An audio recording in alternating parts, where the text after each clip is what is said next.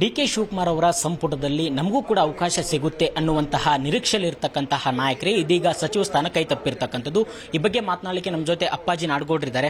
Sir, ತಾವು ಪಕ್ಷದಲ್ಲಿ ಹಿರಿಯರಿದ್ದೀರಿ, ತಮಗೆ ಸಚಿವ ಸ್ಥಾನ ಸಿಗುತ್ತೆ ಅನ್ನುವಂತಹ ಲೆಕ್ಕಾಚಾರಗಳಿದ್ದು, ಆದರೆ ಅಂತಿಮ ಹಂತದಲ್ಲಿ ಕೈ ತಪ್ಪಿತು ಅನ್ನುವಂತಹದ್ದು ಯಾತಕ್ಕಾಗಿ ಆಯಿತು ಅನ್ನುವಂಥ ಸರ್? ಹೈಕಮಾಂಡ್ನವ್ರು ಹೇಳಬೇಕು. ಆದರೆ ನನಗೆ ತಿಳಿದ ಮಟ್ಟಿಗೆ ಹೈಕಮಾಂಡ್ನವ್ರಿಗೆ ಹೋಗಿ ತಪ್ಪು ಮಾಹಿತಿಯನ್ನು ಕೊಟ್ಟು ಅವರು ತಲೆ ತುಂಬಿ ಅವ್ರನ್ನ ಷಡ್ಯಂತರ ಮಾಡುವಂತಹ ಕೆಲಸದಲ್ಲಿ ಯಾರು ಇದ್ದರೆ ಅದು ನಮ್ಮ ಜಿಲ್ಲೆಯಲ್ಲಿರ್ತಕ್ಕಂಥ ಎಂ.ಬಿ. ಪಾಟೀಲ್ ಅಂತ ನೇರವಾಗಿ ಹೇಳ್ತೀನಿ. ಅವರು ಎಂದೂ ಸಹನ ಮಾಡೋದಿಲ್ಲ.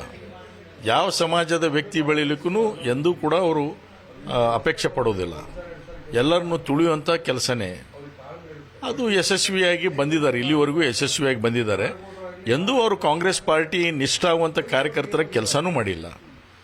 ಯಾವಾಗಲೂ ಕೂಡ ಬಿಜೆಪಿಯವ್ರ ಜೊತೆ ಹೊಂದಾಣಿಕೆ, ದಳದವ್ರ ಜೊತೆ ಹೊಂದಾಣಿಕೆ, ಅಥವಾ ಬೇರೆ ಇಂಡಿಪೆಂಡೆಂಟ್ ಕ್ಯಾಂಡಿಡೇಟ್ಸ್ಗೆ ದುಡ್ಡು ಕೊಡೋದು, ಕ್ಯಾಂಡಿಡೇಟ್ಗಳನ್ನು ಸೋಲಿಸುವಂಥ ಪ್ರಯತ್ನ ಮಾಡೋದು, ಇದನ್ನೆಲ್ಲ ಮಾಡ್ತಾ ಬಂದಿದ್ದಾನೆ. ಹೈಕಮಾಂಡ್ ಇದನ್ನು ಕಣ್ತೆರೆದು ನೋಡ್ತಾ ಇಲ್ಲ ಕಾಣುತ್ತೆ.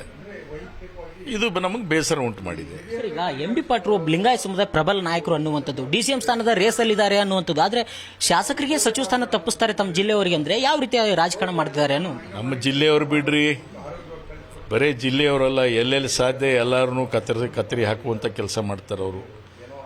ಯಾರ ಡೆಪ್ಟಿ ಸಿ.ಎಂ ಲಿಂಗಾಯತ್ ಲೀಡ್ರು, ಪ್ರಬಲ ಲಿಂಗಾಯತ್ ಲೀಡ್ರು, ಸಮಾಜ ಒಡೆದವ್ರ, ವೀರಶೈವ ಲಿಂಗಾಯತ್ ಸಮಾಜ ಒಡೆದವ್ರ ಪ್ರಬಲ ಲೀಡ್ರ? ಅದ್ರ ಗಂಧ ಗೊತ್ತಿದೆನಾ? ಬಸವಣ್ಣನ ತತ್ವ ಬಾಯಲಿಂದ ಹೇಳಿದ್ರಲ್ಲ, ನಿಮ್ಮ ಜೀವನದಲ್ಲಿ ಅನುಸರಿಸಬೇಕು. ಶಿಖಾಮಣಿ ಸಿದ್ಧಾಂತವನ್ನು ಓದ್ಕೋಬೇಕು. ಅವಾಗ ನೀವು ವೀರಶೈವರು ಏನು ಅನ್ನೋದನ್ನು ಅರ್ಥ ಮಾಡ್ಕೋತೀರಿ. ಸುಮ್ಮನೆ ಹೇಳಿದ್ರೆ ಆಗೋದಿಲ್ಲ. ನಾವು ಸಮಾಧಾನ ಯಾಕೆ ತಗೊಂಡಿವಿ? ಆಯಿತು, ಅಣ್ಣತಮ್ಮದರ ಇದ್ದಂಗಿದ್ದೀವಿ, ಒಂದು ಜಿಲ್ಲೆಯಲ್ಲಿ ಇಲ್ಲಿ ಸರಿಯಲ್ಲ ಅಂತ ಹೇಳಿ ಸಮಾಧಾನ ತೊಗೊಂಡಿದ್ದೀವಿ. ಏನು ಮಾಡಿದ್ರು ಸಮಾಧಾನ ತೊಗೊಂಡಿವಿ. ಅದು ಕೊನೆನೇ ಇಲ್ಲ. ಹೇಗೆ ಸರ್, ಈಗ ಪಕ್ಷದ ಹೈಕಮಾಂಡ್ ನಾಯಕರು ಎಲ್ಲವನ್ನೂ ಕೂಡ ಗಮನಿಸ್ತಾರೆ ಅನ್ನುವಂಥದ್ದು.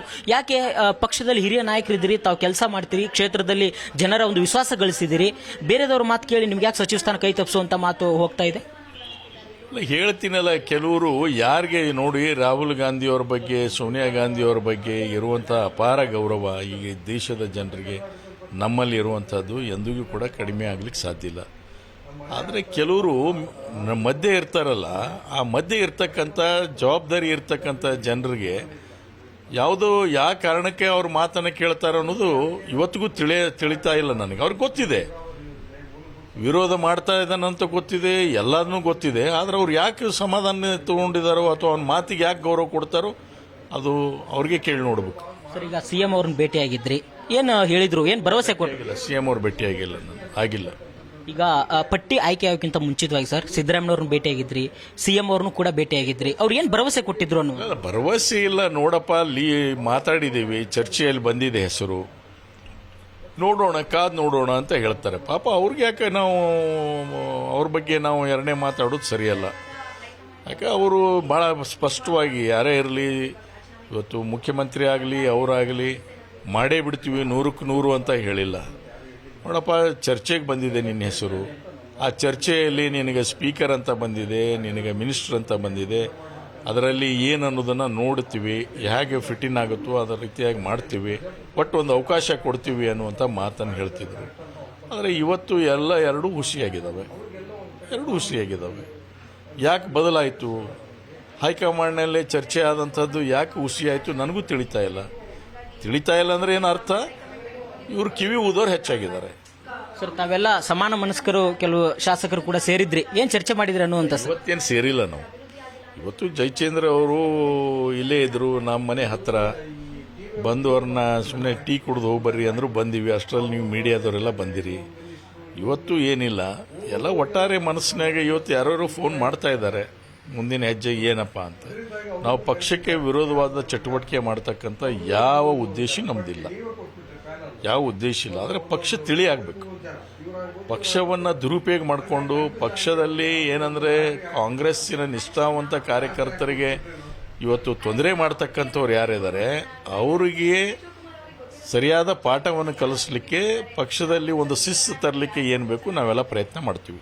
ಸರ್, ತಮ್ಮ ಒಂದು ಮುಂದಿನ ನಡೆ ಏನಾಗಿರುತ್ತೆ? ಈಗ ಸಿಎಂ ಅವರು ಹೇಳಿದ್ದಾರೆ ಎಲ್ಲರೂ ಕೂಡ ತಾಳ್ಮೆಯಿಂದ ಇರಬೇಕು, ಪಕ್ಷ ಎಲ್ಲ ಅವಕಾಶ ಮಾಡಿಕೊಡುತ್ತೆ ಅನ್ನುವಂಥದ್ದು. ಇಲ್ಲ, ನಾವು ಸಿ ಎಂ ಅವ್ರ ಮಾತಿಗೆ ಬೆಲೆ ಕೊಡ್ತೀವಿ, ಎರಡನೇ ಮಾತಿಲ್ಲ. ಆದರೆ ಪಕ್ಷದಲ್ಲಿ ಇರುವಂಥ ಇವು ಏನದವಲ್ಲ, ಈ ಮಾಡ್ತಕ್ಕಂಥ ಷಡ್ಯಂತರ ಮಾಡ್ತಕ್ಕಂಥ ವ್ಯಕ್ತಿಗಳದಾವಲ್ಲ, ಅವ್ರನ್ನ ಬದೆಗಿಟ್ಟು you should show them their place. ಅವ್ರನ್ನ ಬದೆಗಿಟ್ಟು ಅವ್ರನ್ನ ನೀವು ಹತ್ತಿಕ್ಕಲಿಲ್ಲ ಅಂದರೆ ಯಾವ ರೀತಿಯಾಗಿ ನೀವು ಇದನ್ನು ಸುಧಾರಣೆ ಮಾಡಲಿಕ್ಕೆ ಸಾಧ್ಯ? ಅದು ಅದರ ಬಗ್ಗೆ ಚರ್ಚೆ ಆಗಬೇಕಲ್ಲ, ಜಿಲ್ಲಾವಾರು ಚರ್ಚೆ ಆಗಬೇಕು. ಜಿಲ್ಲಾವಾರು ಚರ್ಚೆ ಆಗದೇ ಇದ್ರೆ ಅದಕ್ಕೆ ಕೊನೆ ಏನಿದೆ? ನೀವು 28-29ರಲ್ಲಿ ನಾವು ಗೆದ್ದು ಬರ್ತೇವೆ ಅನ್ನುವಂಥ ನಂಬಿಕೆಯಲ್ಲಿ ನಾವು ಅದೀವಿ. ಇವತ್ತು ಗ್ಯಾರಂಟಿ ಹೇಳ್ಕೊತೀವಿ. ಗ್ಯಾರಂಟಿ ಬಗ್ಗೆನೇ ಇವತ್ತು ಏನಾರ ವಿಶ್ವಾಸ ಇದ್ರೆ ಗ್ಯಾರಂಟಿ ಬಗ್ಗೆನೇ ವಿಶ್ವಾಸ, ಮತದಾರರು ಗ್ಯಾರಂಟಿ ಬಗ್ಗೆ ಇದಾವೆ ಅಂತ ಹೇಳ್ತೀವಿ. ಈ ಗ್ಯಾರಂಟಿಗಿಂತ ಪ್ರಬಲವಾಗಿರ್ತಕ್ಕಂಥ ಸೆಂಟಿಮೆಂಟ್ಸ್ ಇವತ್ತು ಕೆಲವೊಂದು ಸಂದರ್ಭದಲ್ಲಿ ಈ ಲೆಕ್ಕಾಚಾರಕ್ಕೆ ಬರ್ತವೆ. ಇವೆಲ್ಲನೂ ಆಲೋಚನೆ ಮಾಡಬೇಕು. ಸರ್, ಪಕ್ಷದಲ್ಲಿನ ಈ ರೀತಿಯಾಗಿರ್ತಕ್ಕಂಥ ಕೆಲವು ನಾಯಕರ ಷಡ್ಯಂತ್ರಗಳು, ಪಕ್ಷದಲ್ಲಿನ ಒಂದಿಷ್ಟು ಈ ಒಂದು ವಾತಾವರಣವನ್ನ ಹೈಕಮಾಂಡ್ ನಾಯಕರ ಗಮನಕ್ಕೆ ತರುವಂತ ಪ್ರಯತ್ನ ಮಾಡ್ತೀರಾ ತಾವೆಲ್ಲ? ಖಂಡಿತವಾಗಿ ಮಾಡ್ತೀವಿ. ಅದಕ್ಕೆ ಸರಿಯಾದ ಸಂದರ್ಭದಲ್ಲಿ ಏನು ಕ್ರಮವನ್ನು ಕೈಗೊಳ್ಳಬೇಕು ಅನ್ನುವಂಥದ್ದು ಅವ್ರಿಗೆ ಹೋಗಿ ಮಾರ್ಗದರ್ಶನ ಮಾಡುವಂಥ ಪ್ರಯತ್ನ ಹಿರಿಯರಿಂದ ಮಾಡಿಸುವಂಥದ್ದು ಮಾಡ್ತೀವಿ. ಓಕೆ, ಅಂದರೆ ಅಪ್ಪಾಜಿ ನಾಡಗೌಡರು ಹೇಳುವಂಥದ್ದು ನಮ್ಮ ಜಿಲ್ಲೆಯವರೇ ನಮಗೆ ಸಚಿವ ಸ್ಥಾನ ತಪ್ಪಿಸುವಂಥ ಪ್ರಯತ್ನವನ್ನ, ಷಡ್ಯಂತ್ರಗಳನ್ನ ಮಾಡ್ತಾ ಇದ್ರೆ ಇದ್ರ ಬಗ್ಗೆ ಹೈಕಮಾಂಡ್ ನಾಯಕರ ಗಮನಕ್ಕೂ ಕೂಡ ತರುವಂಥ ಪ್ರಯತ್ನ ಮಾಡ್ತೀವಿ ಅನ್ನುವಂಥ ಮಾತನ್ನು ಕೂಡ ಹೇಳಿರ್ತಕ್ಕಂಥದ್ದು.